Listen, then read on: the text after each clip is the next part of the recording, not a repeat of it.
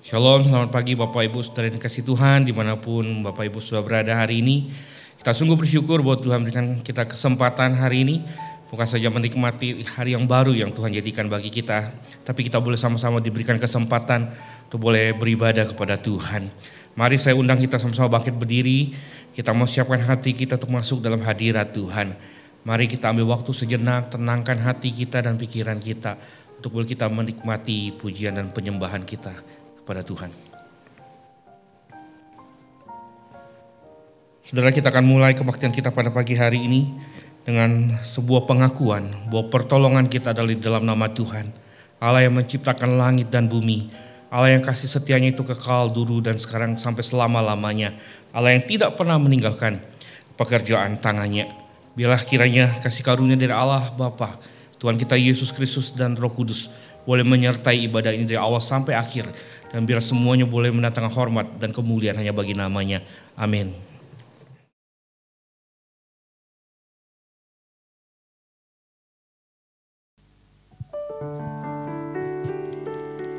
Shalom, selamat pagi Bapak Ibu Saudara yang terkasih di dalam Tuhan. Hari ini kita bersyukur karena Tuhan memberikan satu kesempatan lagi untuk setiap kita datang beribadah kepadanya. Karena itu saudara-saudaraku, mari kita datang di dalam hadirat Tuhan dengan hati yang penuh dengan ucapan syukur. Karena sesungguhnya saudara dan saya ada, itu semata-mata berkat kemurahan Tuhan.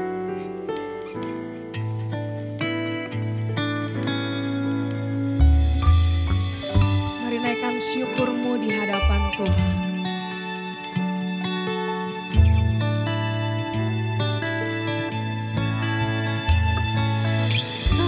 Hiasi kehidupanku dengan kemurahan-Mu. Kau rancangkan masa depanku penuh dengan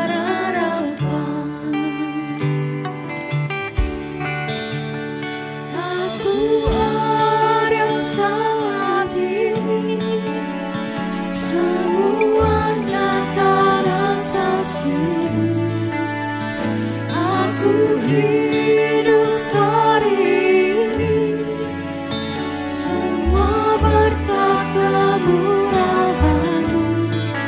Terima kasih Yesus, Engkau sangat baik, teramat baik bagiku.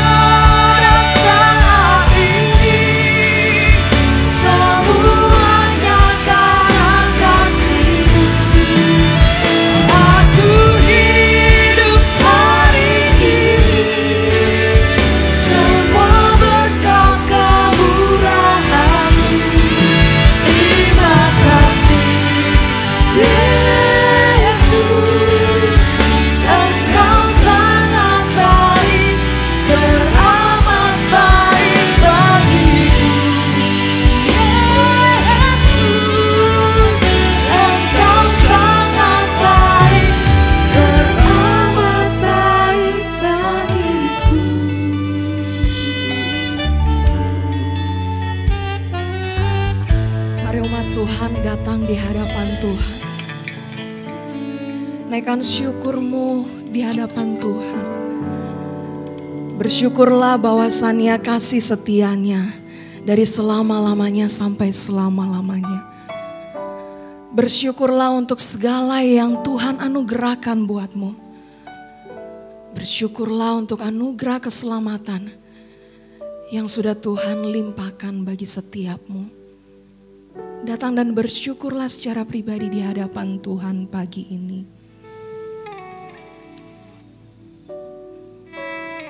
Terima kasih Tuhan, terima kasih.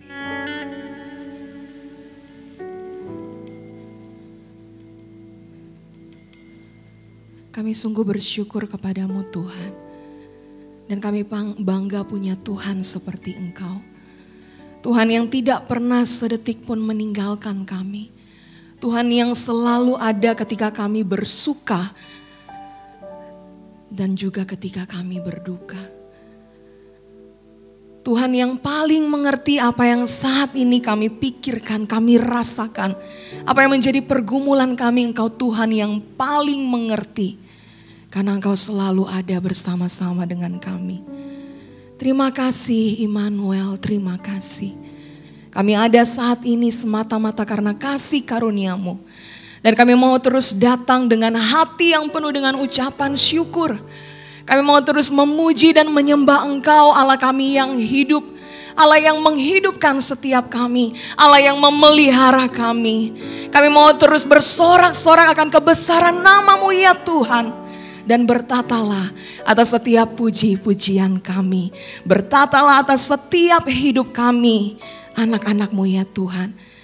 Dan kami sadar Tuhan, bahwa di dalam hari-hari yang kami lewati, ada saat-saat di mana kami berjalan sendiri, mengandalkan kekuatan kami sendiri, mengikuti keinginan kami.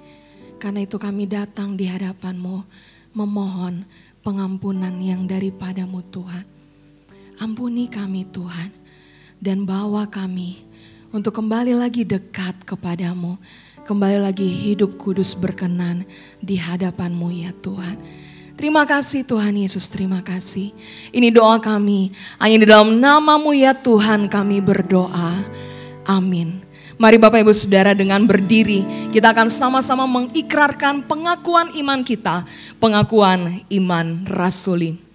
Aku percaya kepada Allah, Bapa yang Maha Kuasa, Halik langit dan bumi. Dan kepada Yesus Kristus anaknya yang tunggal Tuhan kita. Yang dikandung dari Roh Kudus, lahir dari anak darah Maria. Yang menderita sengsara, di bawah pemerintahan Pontius Pilatus. Disalibkan, mati dan dikuburkan, turun ke dalam kerajaan maut. Pada hari yang ketiga, bangkit pula dari antara orang mati, naik ke surga, duduk di sebelah kanan Allah, Bapa yang Maha Kuasa. Dan dari sana ia akan datang untuk menghakimi orang yang hidup dan yang mati.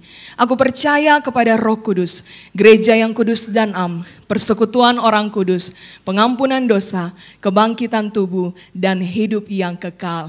Amin.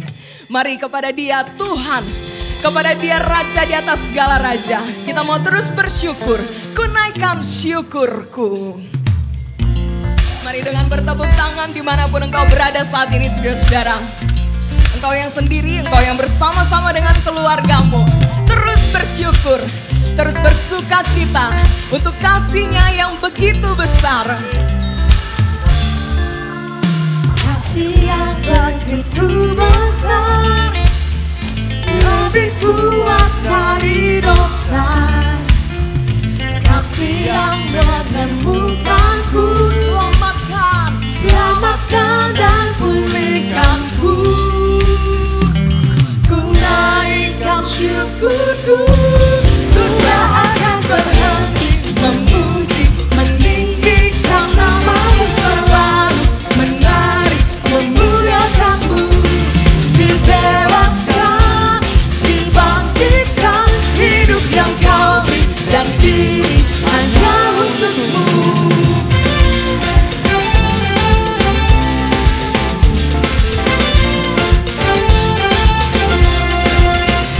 Kasih yang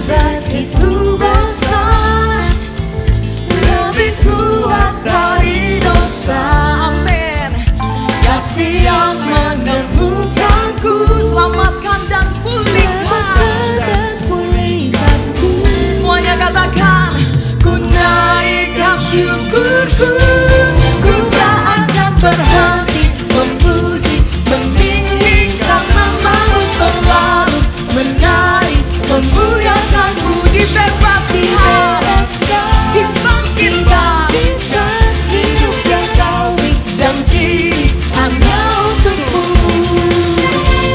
Mari dengan hati yang penuh dengan ucapan syukur, hati yang penuh dengan sukacita, dan terus terarah kepada Tuhan.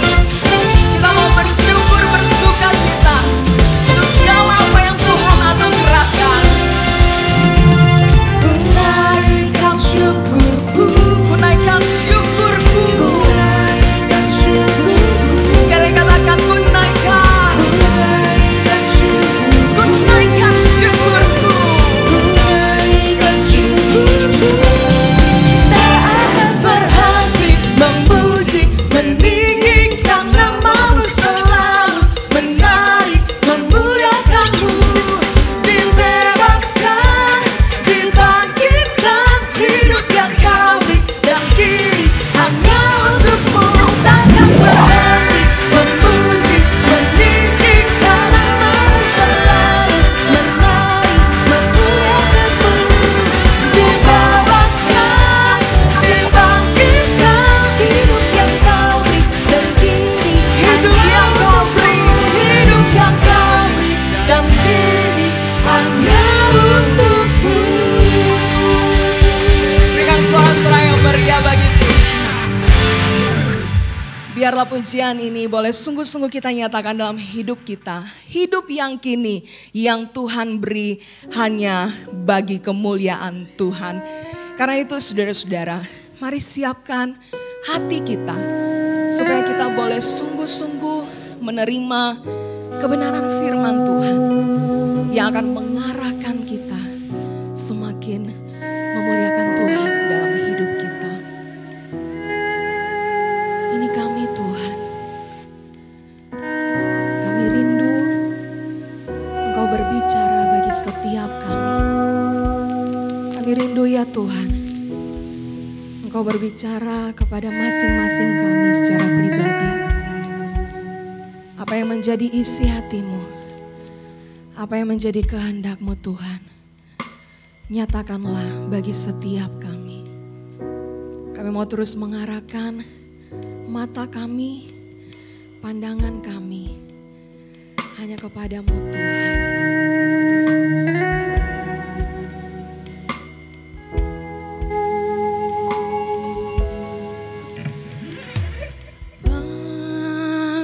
Pandanglah pada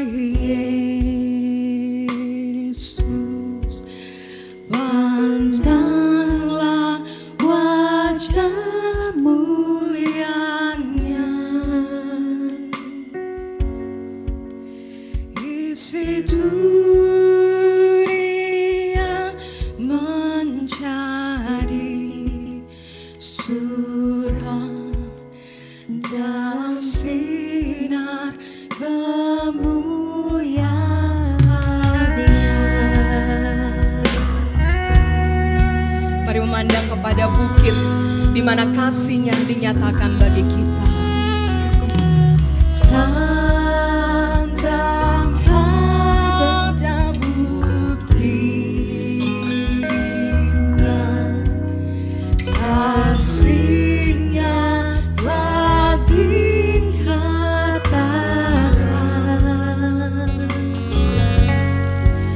Sang anak Allah berikan hidupnya, hutang dosaku dihapuskan.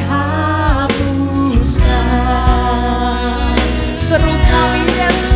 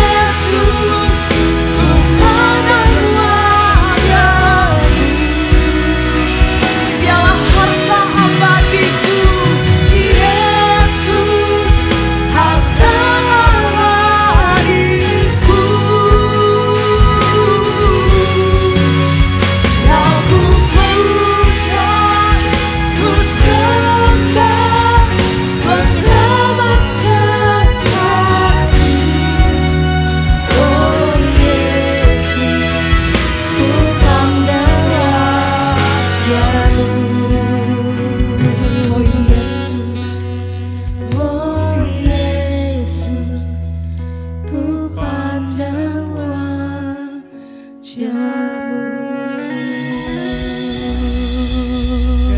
duduk dan kita akan sama-sama belajar dari kebenaran firman Tuhan.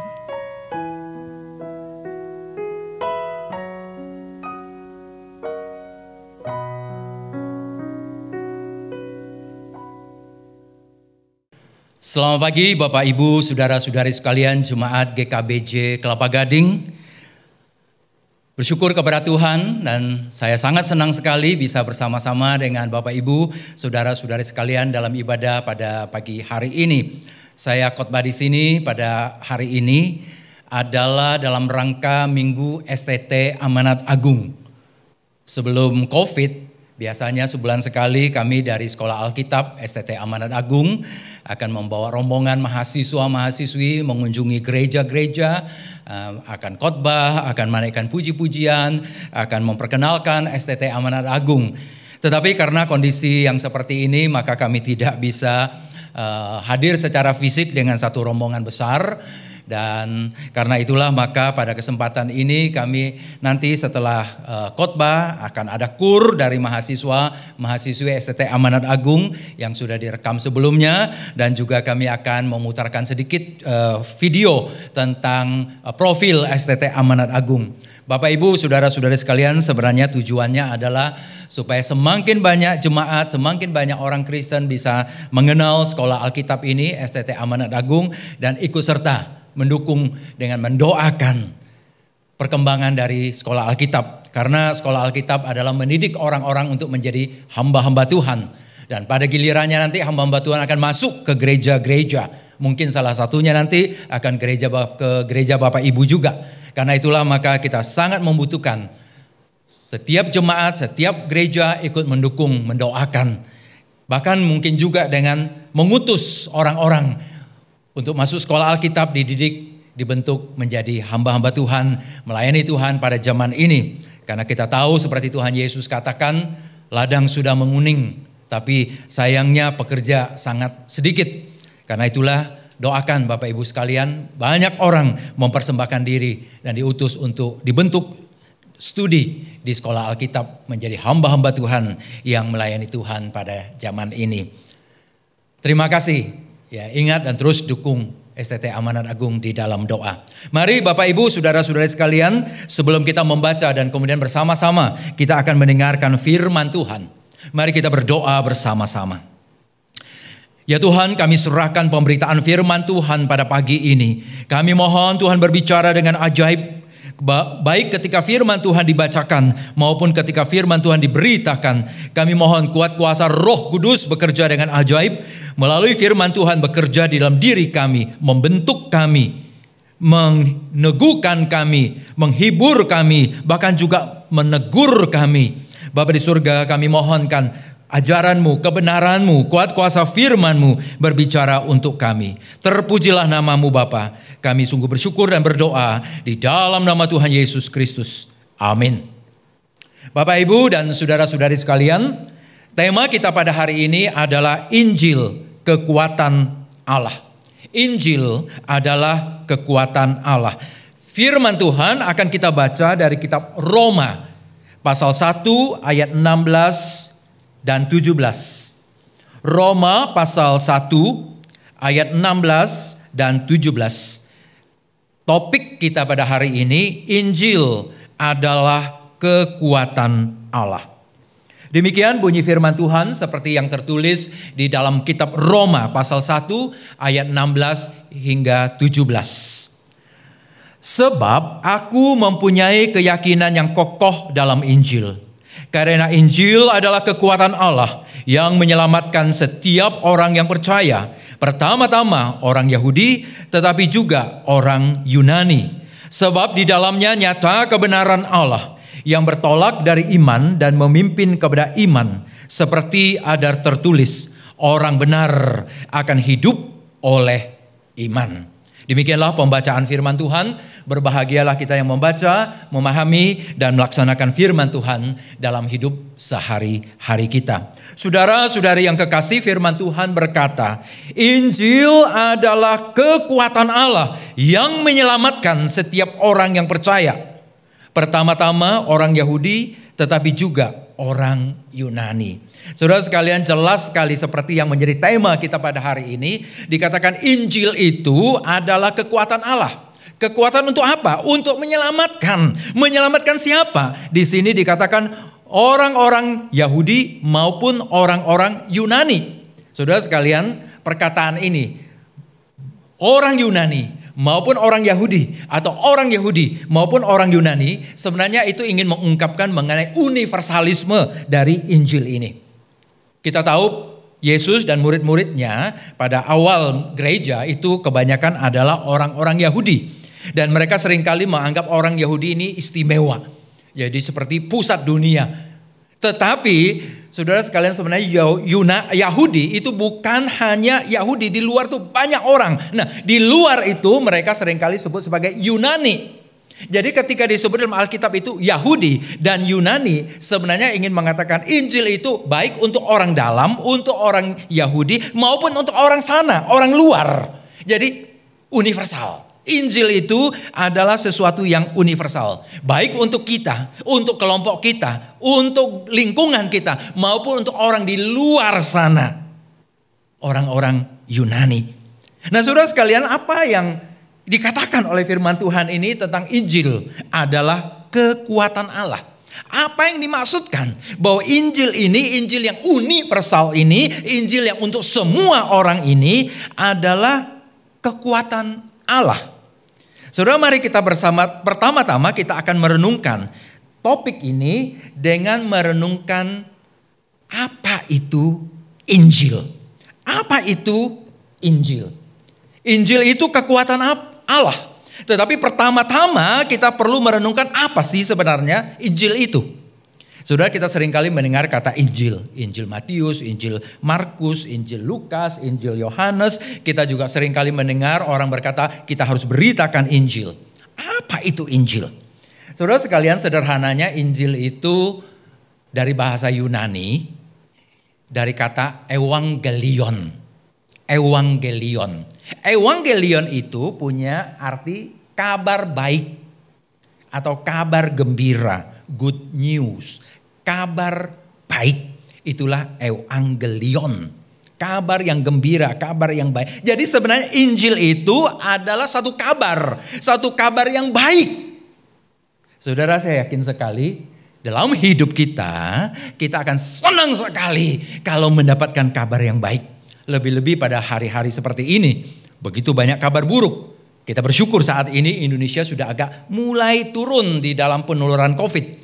Tapi kita tetap khawatir dan takut. Tetap saja ada kabar-kabar buruk yang muncul. Ada orang terkena. Ya, apalagi kita ingat beberapa bulan yang lalu. Begitu banyak kabar buruk di sekitar kita. Mengenai ada yang kena, ada yang kemudian meninggal. Belum lagi implikasi dari masalah COVID. Sehingga kemudian terjadi ada orang harus kehilangan pekerjaan. Perusahaannya menjadi bangkrut. Anak-anak kita sulit untuk sekolah. Nah, saudara sekalian, ketika kondisi mulai membaik. Kita mulai senang. Ada kabar baik. Saudara, kita umumnya adalah orang senang dengan kabar baik. Bahkan tidak usah yang sangat-sangat serius pun kabar itu. Asal baik, kita sudah sangat-sangat suka. Ya, kalau ada orang bilang dia makan bakso yang enak di sebelah gang di mana. Baksonya enak sekali. Bagi kita itu kabar baik yang perlu saya coba, saya dapatkan juga. Maka kita mungkin akan ke sana untuk makan bakso itu atau martabak itu. Apalagi kalau kabar baik itu menyangkut sesuatu yang sangat mendasar dalam hidup kita. Misalnya kita sakit, kita pakai obat tertentu dan kemudian dokter mengatakan engkau sudah sembuh. Ada orang kena COVID. Kemudian dia isolasi dan selama 1 atau 2 minggu kemudian dia tes PCR dan kemudian dikatakan dia negatif. Saudara, itu kabar baik. Jadi pada prinsipnya kita adalah orang yang senang dengan kabar baik. Tetapi saudara sekalian, Injil sebagai evangelion, sebagai kabar baik, itu bukan sekedar hanya kabar baik biasa yang ada di tengah-tengah dunia. Bukan sekedar kabar baik yang muncul dari dalam dunia, muncul dari manusia. Betul, kita butuh kabar baik. Kalau kita lapar, kita butuh makan. Itu kabar baik karena makan itu mengenyangkan kita. Kita kalau sakit, kita butuh obat, butuh dokter. Itu kabar baik. Karena dengan obat, dengan pertolongan dokter, kita sembuh. Itu kabar baik. Kita untuk perlu membayar sesuatu, kita perlu ada uang. Dan ketika kita punya uang, itu kabar baik. Tetapi hal-hal semua itu walaupun kita sangat butuh, itu tidak cukup untuk menyelesaikan masalah kita. Dan karena itulah maka ada yang disebut dengan Evangelion, Injil. Injil itu dari mana? Injil itu, Evangelion itu, kabar baik itu dari mana? Saudara sekalian, dalam Roma pasal 1 ayat 1 dikatakan Injil itu adalah Injil Allah. Roma pasal 1 ayat 1. Injil itu artinya dari Allah. Injil itu Injilnya Allah. Berasal dari Allah. Jadi bukan sekedar hanya dari seorang dokter, dari restoran tempat kita makan makanan yang mengenyangkan kita. Bukan dari manusia, bukan dari dunia ini, tetapi dari Allah. Sudah ada Injil Matius. Itu bukan arti kabar baik itu dari Matius. Tapi itu kabar baik yang ditulis oleh Matius. Ditulis oleh Markus, ditulis oleh Lukas, ditulis oleh Yohanes. Tapi asal muasal sumbernya itu adalah dari Allah. Saudara sekalian, artinya Injil itu pemberian Allah. Kabar baik itu pemberian Allah. Saudara, banyak hal yang baik dalam dunia bisa menolong kita menyelesaikan masalah kita. Tetapi apapun kebaikan yang ada dalam dunia tidak betul-betul bisa menolong kita menyelesaikan seluruh masalah kita. Untuk itulah maka Allah datang dengan Injil kabar baik untuk menyelesaikan masalah kita. Masalah dosa. Masalah dosa yang ada di dalam diri kita. Masalah kita yang putus hubungan dengan Allah. Karena itulah saudara, maka ketika kita tanya ini kabar baik yang dari Allah. Lantas kita mungkin tanya isinya apa? Apa isi kabar baik ini? Apa isi Injil ini? Saudara, itu juga dikatakan dalam Roma pasal 1. Ayat yang ketiga dan ayat keempat dikatakan begini. Injil itu tentang anaknya yang menurut daging diperanakkan dari keturunan Daud. Dan menurut roh kekudusan dinyatakan oleh kebangkitannya dari antara orang mati. Bahwa ia adalah anak Allah yang berkuasa. Yesus Kristus Tuhan kita. Injil itu yang sudah diprediksi, yang dinubuatkan oleh para nabi. Seperti yang tertulis di ayat yang kedua. Kemudian dikatakan di ayat ketiga. Injil itu adalah tentang anak Allah. Injil itu isinya adalah anak Allah. Anak Allah yang seperti apa? Dengan cepat dikatakan dalam ayat 3 dan 4. Anak Allah itu yang menjadi manusia. Menjadi manusia. Anak Allah yang mulia dan terhormat dia menjadi manusia. Untuk apa dia menjadi manusia? Dikatakan di sini bukan untuk jalan-jalan, untuk pariwisata di tengah-tengah dunia, tetapi untuk mati. Mengapa anak Allah perlu sampai mati dalam dia sebagai manusia? Sudah kita tahu dari cerita gambaran yang ada dalam kitab-kitab Injil, dalam tulisan-tulisan perjanjian baru. Anak Allah menjadi manusia dan kemudian mati karena dia mati memikul dosa-dosa kita. Kita yang berdosa, kita yang harusnya dihukum, tapi kemudian dosa dan hukuman kita ditanggung oleh anak Allah. Jadi dia datang sebagai manusia bukan hanya untuk jalan-jalan, tapi untuk menyelesaikan masalah kita. Masalah yang paling mendasar, masalah yang paling hakiki, yaitu masalah dosa kita. Masalah keterpisahan kita dengan Allah. Bagaimana cara dia menyelesaikannya? Dengan cara dia mati di kayu salib. Memikul dosa kita, memikul penghukuman dosa kita. Memikul kutukan yang harusnya kita terima. Maka Yesus yang tidak berdosa dikatakan oleh Alkitab dijadikan berdosa. Yesus yang agung dan mulia dikatakan dia dikutuk karena dia menanggung dosa-dosa kita. Dan karena itulah dia mati di kayu salib. Tetapi juga dikatakan dalam bagian ini Injil itu bukan hanya tentang Yesus yang datang sebagai manusia. Bukan hanya dia mati sebagai manusia yang memikul dosa-dosa kita. Tetapi juga dikatakan dia bangkit. Artinya apa saudara? Dia menang. Dia bukan yang mati dan terus mati, tapi dia bangkit. Artinya firman Tuhan mengatakan dia mengalahkan maut, mengalahkan kematian, mengalahkan dosa. Dan dengan demikian dia memberikan kita kuasa. Kalau kita percaya kepada dia, bukan saja kita mati bersama dia, tapi kita juga bangkit bersama dia. Dan itulah satu Injil, kabar baik.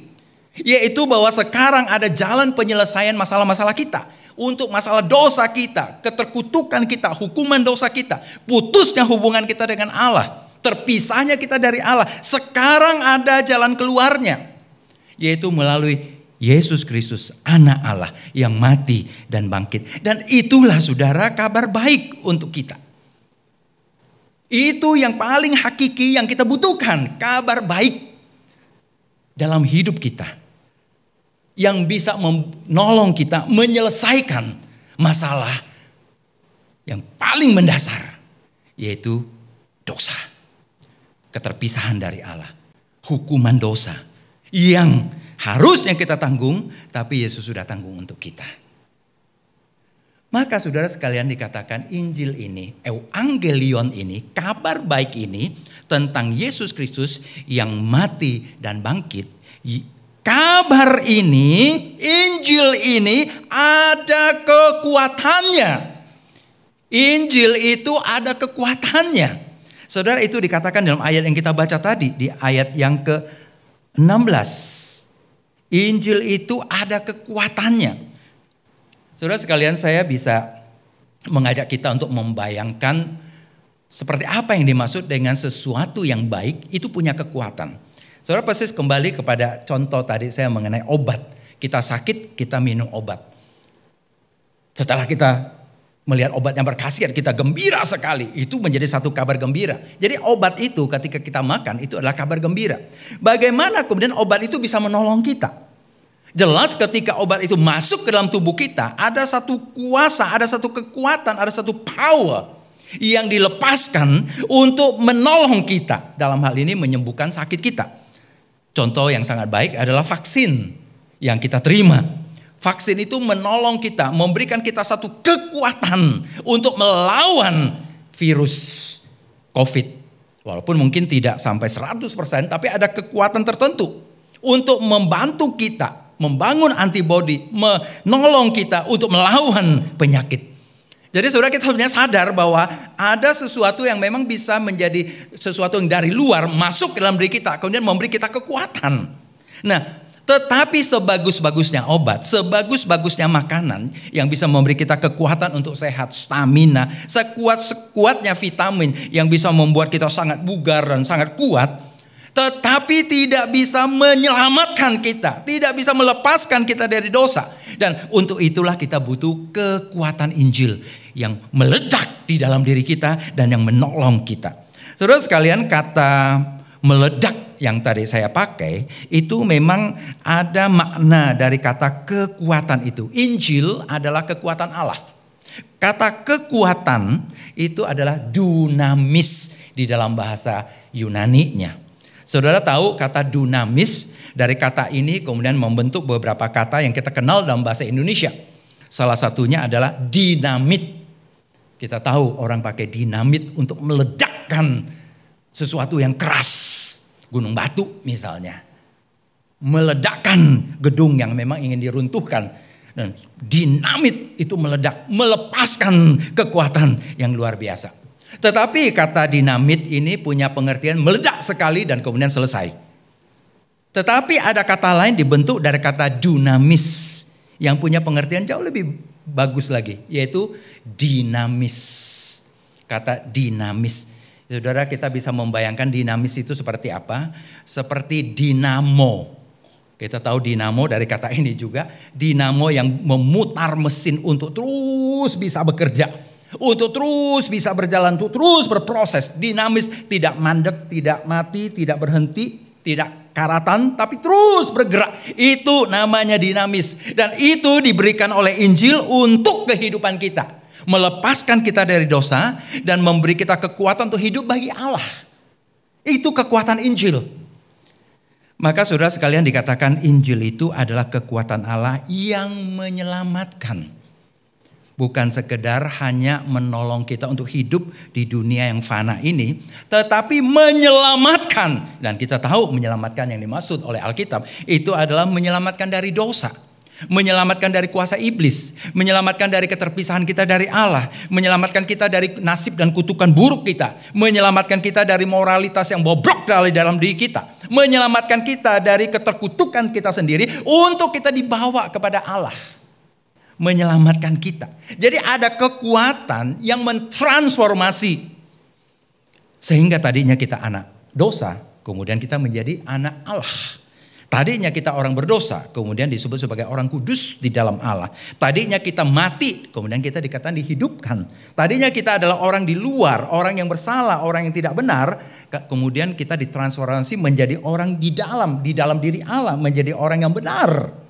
Dan karena itulah saudara, di dalam ayat yang kita baca tadi, di ayat ke-17 juga dikatakan, sebab di dalamnya, yaitu dalam Injil itu, nyata kebenaran Allah. Di dalam Injil itu dinyatakan kebenaran Allah, the righteousness of God, yang bertolak dari iman dan memimpin kepada iman, seperti ada tertulis, orang benar akan hidup oleh iman. Saudara sekalian, artinya Injil itu membenarkan kita, membawa kita ke dalam satu kehidupan yang benar. Saudara, istilah benar itu punya pengertian lurus. Lurus, hidup lurus dengan Allah. Sebenarnya hidup kita tidak pernah lurus dengan Allah. Kita bengkok. Banyak dalam hal hidup kita ini adalah bengkok. Makanya kita adalah orang yang tersesat, menyimpang jauh dari Allah. Diukur dengan hukum Allah, kita adalah orang yang salah dan salah yang sangat total, dan karena itulah layak menerima hukuman neraka, dijauhkan selama-lamanya dari hadapan Allah. Dan kalau kita mencoba untuk berbuat baik, untuk supaya kita bisa dibenarkan oleh Allah, sampai kapanpun kita tidak mungkin bisa berbuat begitu baik sampai kita dibenarkan. Karena setiap perbuatan baik kita ada keburukan, ada kejahatan, ada kesalahannya. Saudara, perbuatan kita, perkataan kita, pikiran kita, motivasi kita, niat kita, nafsu kita, semua sudah terkontaminasi oleh dosa. Setiap hal yang kita lakukan ada saja keburukan di dalamnya. Jadi bagaimana kita bisa menjadi benar? So disinilah apa artinya Injil. Injil itu menjadi kabar baik, yaitu Yesuslah yang memikul kesalahan-kesalahan kita. Yesuslah yang menanggung semua hukuman dosa kita. Dan kebenaran Yesus itu diberikan kepada kita. Kita percaya kepada Yesus. Dosa kita dipikul oleh Yesus, kebenaran Yesus diberikan kepada kita.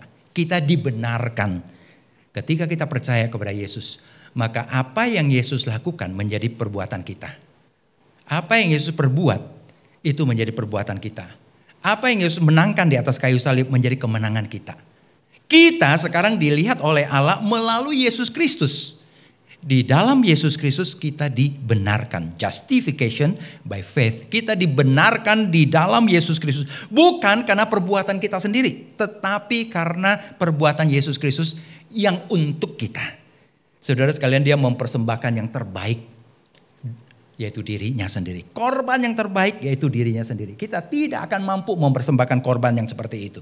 Yesus mempersembahkannya kepada Allah demi kita. Dan Allah melihat kita di dalam Yesus Kristus sebagai orang yang sudah memberikan persembahan yang sempurna itu, yaitu Yesus Kristus. Jadi saudara, ketika kita menerima Injil, kita diberikan satu kekuatan untuk bisa hidup sebagai orang benar, sebagai anak-anak Allah yang dibenarkan, sebagai orang yang hidupnya menyambung, menempel dengan Allah. Bukan lagi yang terpisah dari Allah. Saudara sekalian, sebenarnya itulah Injil. Kalau saya bisa membayangkan, saudara sekalian, kira-kira kita ini seperti satu alat yang bisa digerakkan, yang bisa hidup seperti kipas angin digerakkan. Oleh karena persambungan dengan sumber listrik. Tetapi karena dosa, jadi sumber listrik itu terpotong, kabelnya terpotong. Tidak bisa bergerak lagi. Benda itu, misalnya kipas angin, sudah menjadi mati.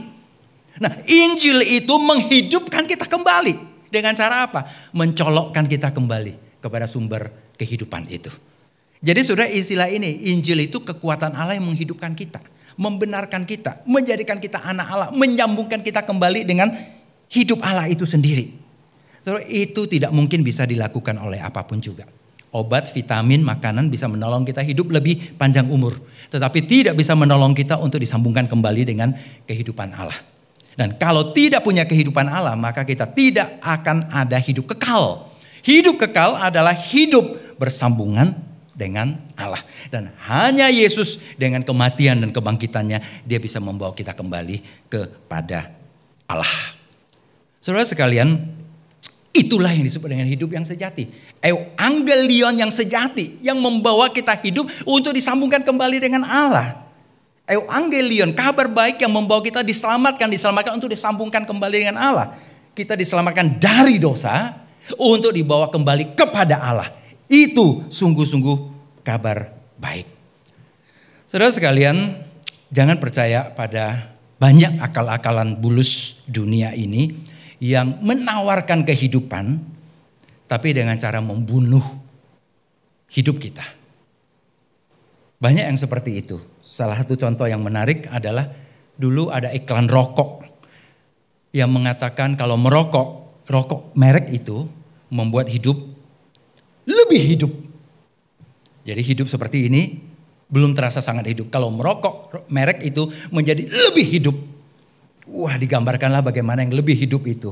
Ya, ganteng, cantik, mobil bagus, dan sebagainya. Tetapi di ujung dari iklan itu pasti akan ada tulisan, kalau Bapak Ibu perhatikan, rokok membunuhmu. Rokok membuat kanker. Rokok merusak janin, dan sebagainya. Bayangkan saudara, bukankah ini kebohongan? Bagaimana bisa membuat hidup lebih hidup kalau itu kemudian justru sebenarnya membunuhmu. Itu menghancurkanmu. Dan sebenarnya itu seringkali terjadi seperti demikian, bukan? Orang mengambil narkoba, pertama rasanya itu membuat sangat segar, membuat sangat hidup. Tapi kemudian akhirnya narkoba itu menghancurkan dia.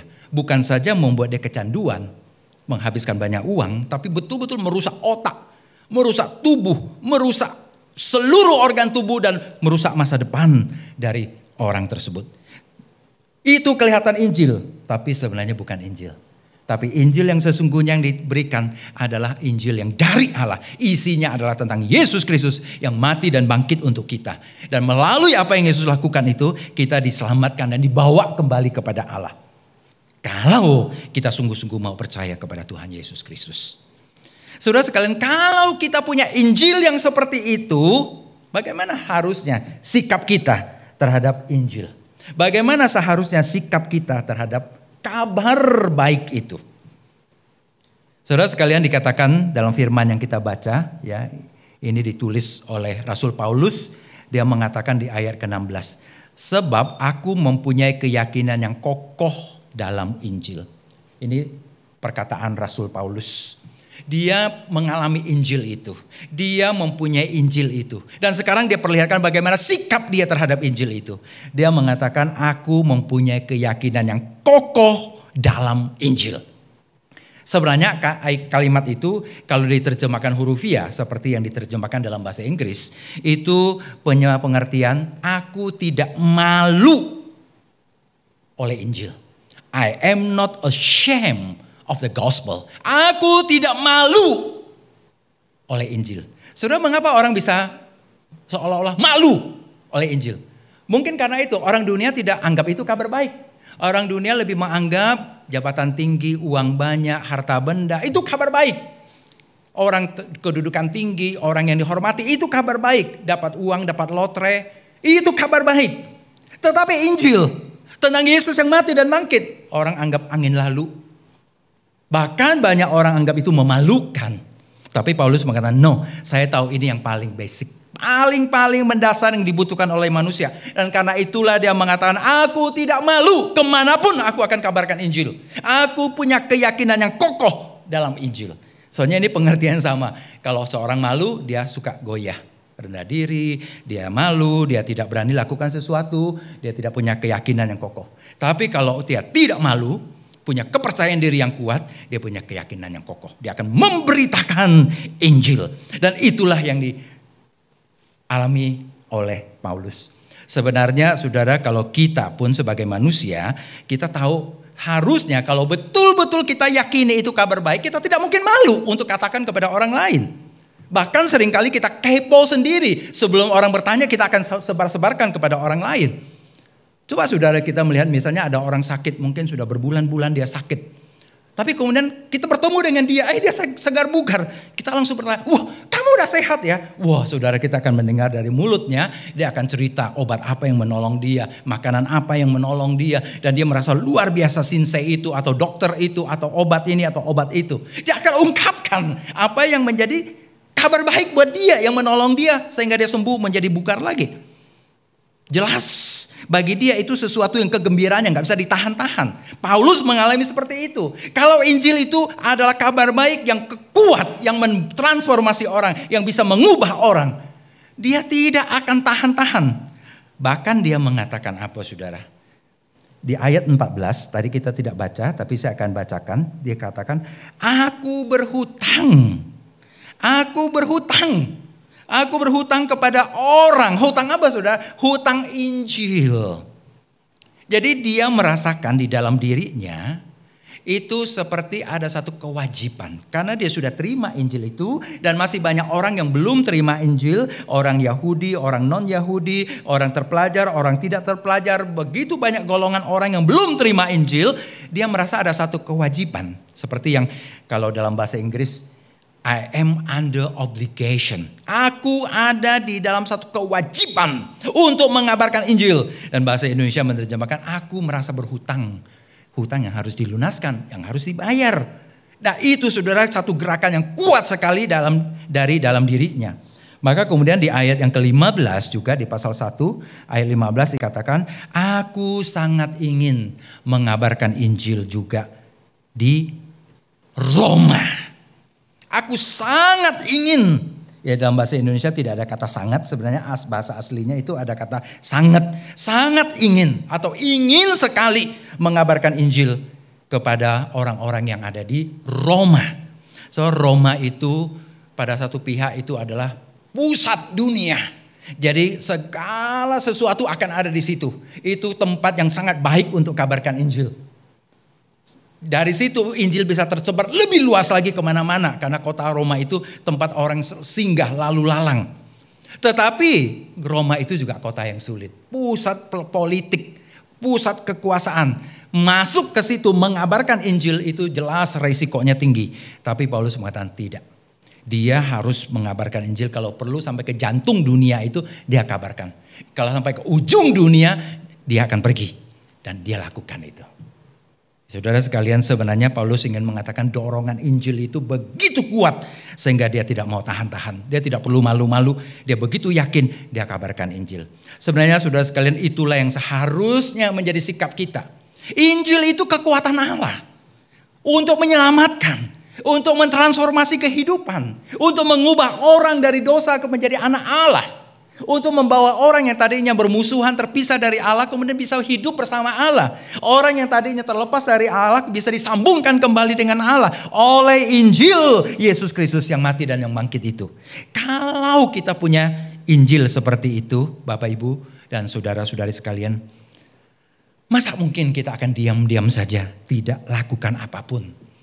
Kalau kita tahu itu ada kekuatan untuk menyembuhkan, kekuatan untuk menolong, kekuatan untuk menyelamatkan, mana mungkin kita diam saja? Ada dua kesimpulan yang saya mau ambil setelah penguraian dari ayat-ayat firman Tuhan itu. Ada dua kesimpulan. Yang pertama, Bapak Ibu, saudara-saudari sekalian, kita mempunyai Injil. Itu sudah jelas firman Tuhan yang tadi dikatakan kepada kita. Kita punya Injil. Kita punya evangelion, kabar baik. Itu apa? Kekuatan Allah yang dapat menyelamatkan, yang dapat membenarkan, yang dapat menghidupkan manusia. Kita punya kabar baik. Jangan kita berpikir hidup kita begitu buruk, hidup kita begitu banyak kesulitan, kesusahan, banyak kegagalan. Aduh, seperti nggak ada kabar baiknya. Kalaupun katakanlah sepertinya pengalaman-pengalaman hidup kita begitu banyak keburukannya. Jangan anggap tidak ada yang terbaik yang sudah terjadi dalam diri kita. Yaitu apa? Yesus Kristus yang mati dan yang bangkit ada di dalam diri kita. Kita punya Injil itu. Kita punya Injil itu. Kita punya kekuatan itu yang bisa menolong kita menjadi dinamis.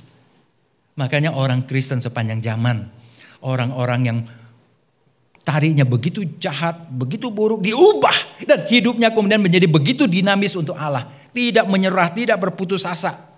Memang ada kesulitan, ada kegagalan, ada kekalahan, tapi terus bangun lagi, bangkit lagi, bangun lagi, bangkit lagi. Untuk menjalani kehidupan Kristen yang bersemangat, yang memuliakan Tuhan.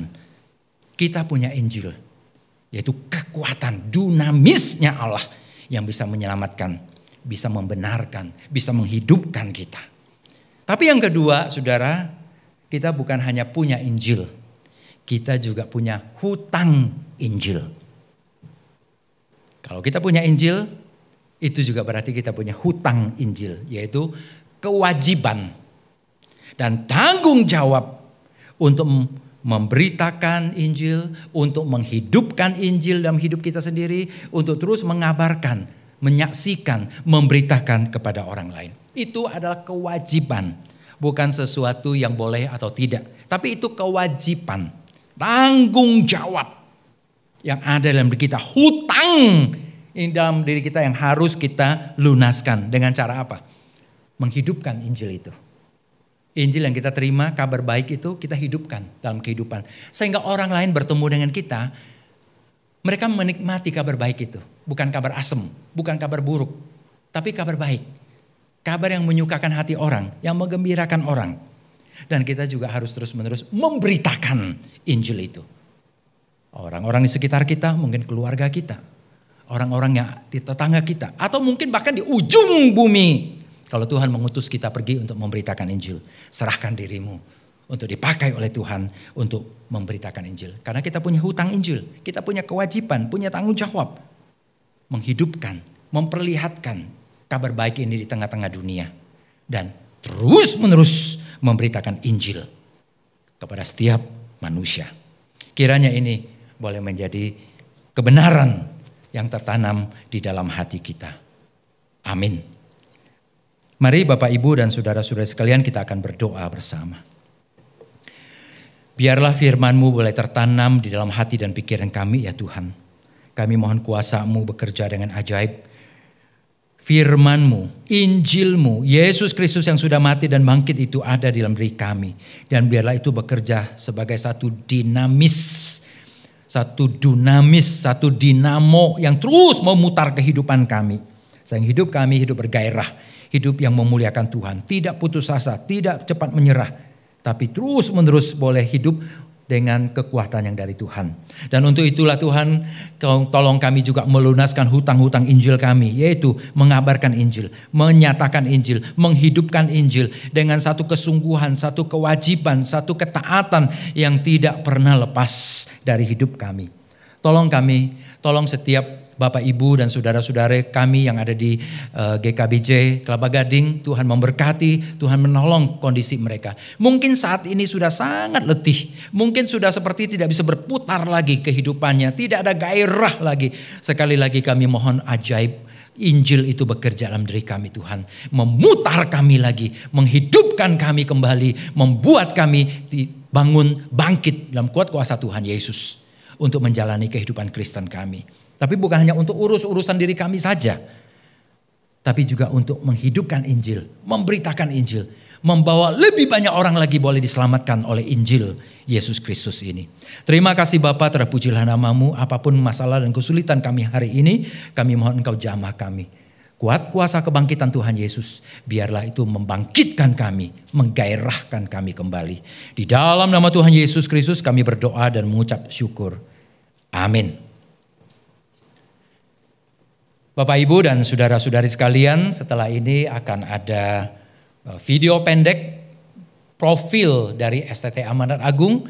Dan setelah itu akan dilanjutkan dengan kur dari mahasiswa-mahasiswi STT Amanat Agung yang sudah direkam sebelumnya. Kiranya semua ini boleh menjadi berkat buat Bapak Ibu. Dan juga sekali lagi boleh mendorong Bapak Ibu untuk turut mendoakan STT Amanat Agung dalam melayani Tuhan. Terima kasih, Tuhan memberkati. STT Amanat Agung sudah sejak lama dikenal dengan moto Preparing Excellent Pastor Theologians. Moto ini mencerminkan kompetensi lulusan yang hendak dihasilkan STT-AA dari semua program studi yang dimilikinya, dan STT-AA menjadikan nilai excellence atau unggul sebagai standar yang tidak dapat ditawar untuk seluruh aktivitasnya, baik yang dilakukan oleh dosen, mahasiswa, maupun tenaga kependidikannya. Sesuai dengan tuntutan perkembangan zaman dan agar lulusannya relevan dalam pelayanannya bagi gereja dan masyarakat Indonesia, kini STT-AA juga mengembangkan konsep Integrative Smart Campus. Disebut integratif karena pembelajaran dan pendidikan di STTAA tidak hanya membina aspek kognitif, yaitu pengetahuan atau kemampuan akademik, tetapi juga seluruh aspek pengembangan mahasiswa lainnya, seperti sikap, keterampilan, dan terutama karakter, serta spiritual. Semua aspek ini dibina secara bersama-sama dalam keterjalinan yang integral. Integratif juga terlihat dari pola belajar yang memadukan belajar tatap muka dan belajar mandiri. Mahasiswa tidak hanya memiliki ruang yang cukup untuk bereksplorasi, mencari, dan mengelola informasi, tapi juga mendapatkan kesempatan untuk berinteraksi dengan aktif dengan dosen dan rekan mahasiswa dalam pertemuan tatap muka. Sifat integratif juga terlihat di dalam keterhubungan antara pembelajaran di dalam kelas dan pembentukan spiritual karakter lewat kehidupan asrama. Melengkapi aspek pengetahuan, mahasiswa mendapatkan pembinaan karakter melalui kehidupan bersama di dalam setting asrama, di mana mereka melakukan kerja praktis untuk komunitas atau community service dan desain formasi spiritual. Kampus STTAA bukan hanya sedang bergerak menjadi kampus yang integratif, tetapi juga kampus yang smart, karena pendidikan di STTAA diselenggarakan sepenuhnya berbasis teknologi. Pemanfaatan teknologi informasi di kampus STTAA didukung oleh layanan internet broadband yang disediakan oleh 2 provider dengan total bandwidth mencapai 200 Mbps. Akses internet nirkabel menjangkau hingga ke sudut-sudut kampus sehingga mahasiswa dapat belajar di mana saja, baik di dalam ruangan maupun di luar ruangan. Penggunaan SIAKAT berbasis cloud dari provider yang berpengalaman di bidangnya dan yang terhubung dengan pangkalan data perguruan tinggi adalah aplikasi lain dari unsur Smart Campus. Di dalam proses pembelajaran, mahasiswa juga dilengkapi dengan Learning Management System dari Brightspace yang memungkinkan berlangsungnya blended learning secara maksimal. Mahasiswa menggunakan LMS bukan hanya untuk mendapatkan informasi, tetapi LMS itu sendiri menjadi arena belajar, sehingga mereka bisa melakukan studi mandiri dengan akses informasi seluas-luasnya, tanpa kehilangan interaksi dengan dosen dan mahasiswa lainnya. Dalam masa pandemi COVID-19, pelayanan digital menjadi hal yang sangat dibutuhkan dan dapat secara efektif menjangkau jemaat. Karena itu, mahasiswa STT Amanat Agung juga dilatih di dalam mempersiapkan pelayanan digital dan pembuatan konten-konten digital. Pandemi ini bahkan mendorong kami untuk terus berbenah diri dan beradaptasi dengan lincah. Kami bersyukur institusi STTAA telah mendapatkan status terakreditasi dengan peringkat baik sekali dari Badan Akreditasi Nasional Perguruan Tinggi. Tentu ini bukan segala-galanya, karena masih banyak mimpi yang harus kami wujudkan untuk menjalankan visi Allah dalam dunia pendidikan teologi di Indonesia.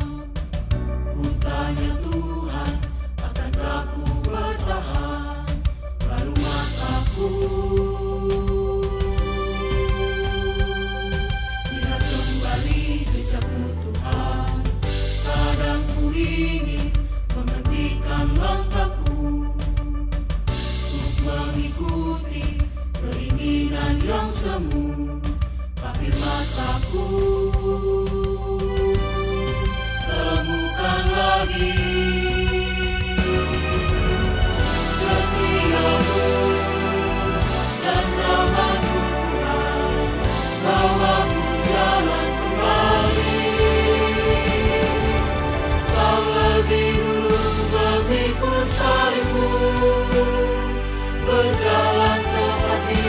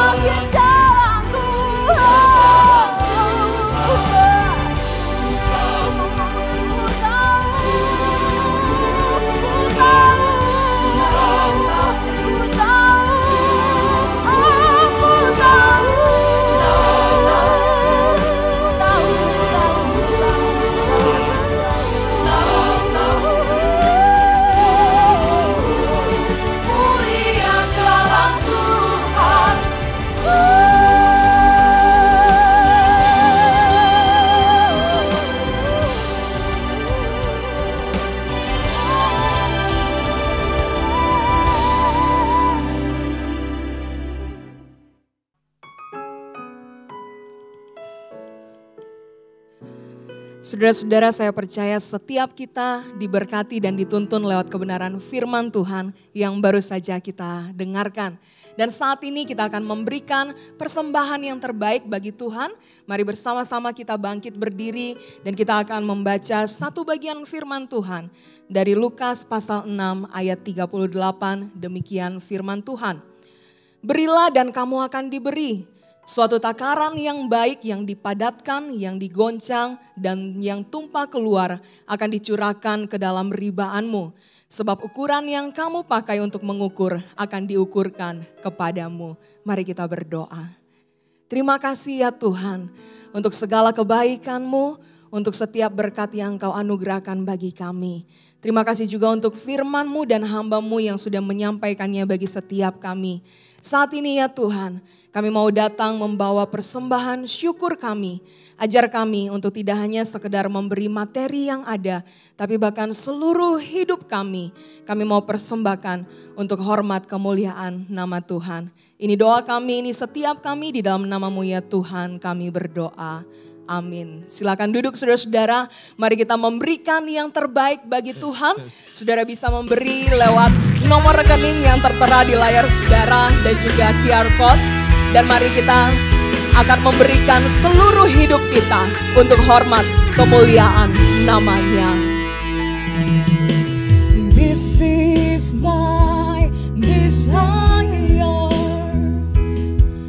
to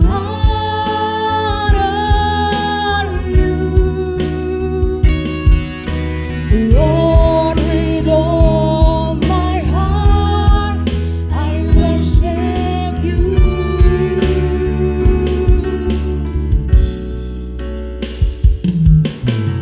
All I have within me, I give You praise. All that I adore is in You.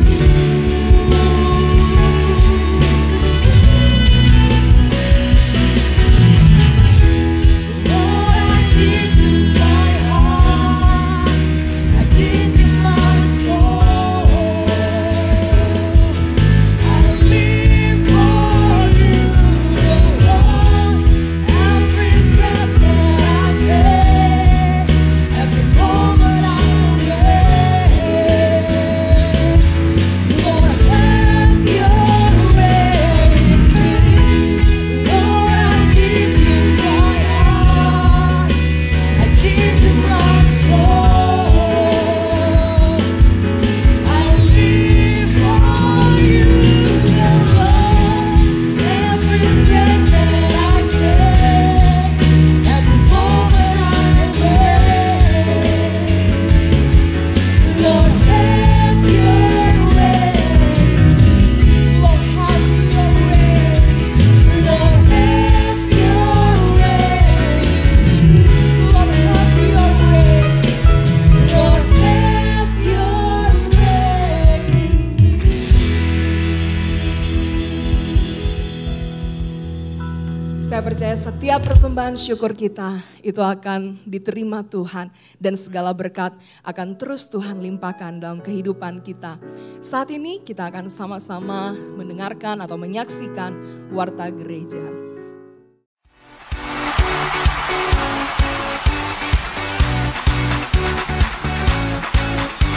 Oh, You are God, and we lift You up. We'll keep singing, we'll keep praising, we won't stop giving all we got, 'cause You're worthy of all glory. Oh, there is no other, You are forever, Lord. Oh,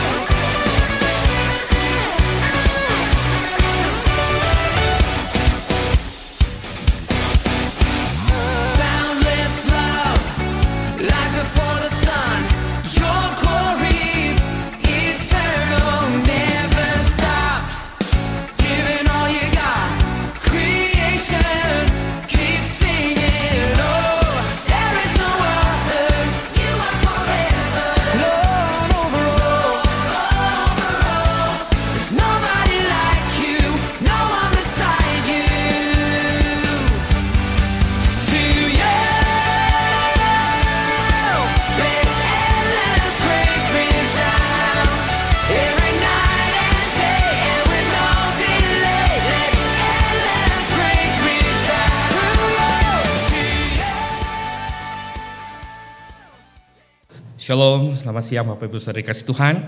Kita bersyukur hari ini kita boleh beribadah dengan baik. Kita boleh menaikkan pujian kita, penyembahan kita, dan kita boleh belajar kebenaran firman Tuhan. Dan kita bersyukur hari ini hambanya sudah melayani kita, Pendeta Andreas Himawan, kita teman-teman dari STT Amanat Agung, kita terus dukung pelayanan beliau supaya Tuhan terus pakai menjadi berkat juga STT Amanat Agung. Tuhan memberkati STT ini boleh menghasilkan hamba-hamba Tuhan yang melayani jiwa-jiwa yang Tuhan percayakan khususnya di Indonesia. Ya, kita sama-sama bersyukur untuk hal ini dan kita terus dukung. Yang kedua ada beberapa pengumuman yang saya ingatkan. Rabu ini tanggal 20 ada kebaktian doa malam. Kami mengundang Bapak Ibu boleh sama-sama hadir mengikuti kebaktian doa Rabu malam ini pukul 7 seperti biasa. Dimohon dicatat dan mari kita sama-sama menghadiri dan kita sama-sama berdoa, bersyafaat untuk untuk banyak hal, untuk gereja, untuk bangsa, untuk negara kita ini. Ya, itu saja pengumuman yang bisa saya sampaikan. Saudara, kita akan akhiri kebaktian kita. Saya undang kita sama-sama bangkit berdiri.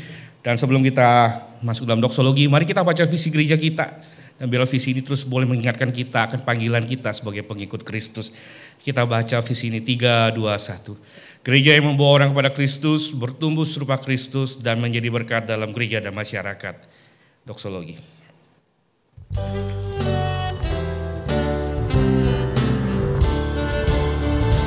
Puji Allah Bapa Putra, puji Allah Roh Kudus, kepingannya yang esa, pohon selamat sumber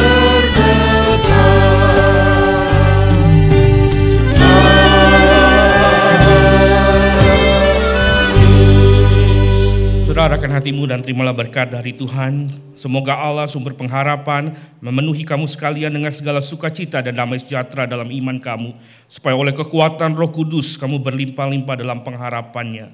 Amin.